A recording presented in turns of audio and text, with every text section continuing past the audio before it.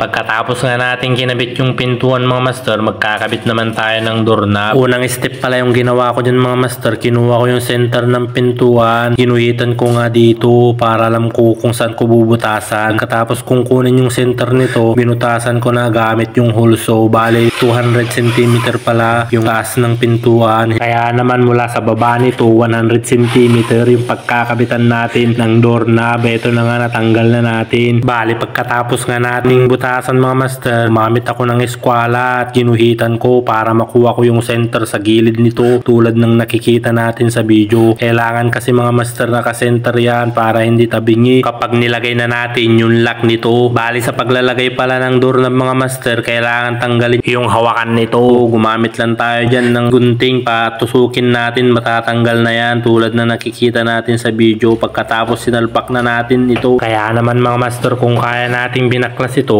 kayang-kaya din nating asimbulin ito. Sa loob pala nito mga master, yung lock niya may parang swing arm na dalawa dyan. Ipapasok mo lang yung doorknob dyan, siguradong maglalak na ito. So ito na nga, finally tapos na nating kabit yung doorknob nito. Higpitan lang natin yung hawakan nito, papasok na ito at maglalak na ito mga master. Bali simple lang yung pagkakabit ng doorknob, hindi naman ito kahirapan. Sigurado makakatulong ito sa mga nagdi-DIY tulad ko. Dito naman tayo sa hamba mga master. Bali binutasan ko na nga rin dyan mga master, yung pinambutas ko rin sa gilid ng pintuan. Ilalagay mo lang nito yung stainless ng housing ng lock ng pintuan. Bali screw mo lang yan, pero bago mo i-screw yan mga master, kailangan tapyasin mo para lumapat yung housing ng lock ng pintuan. Dapat lapat na lapat yan para hindi sumagi kapag nilak mo na yung pintuan mo. Bali dalawa nga lang yung screw nyan mga master, isa sa taas, isa sa baba. Yan, okay na.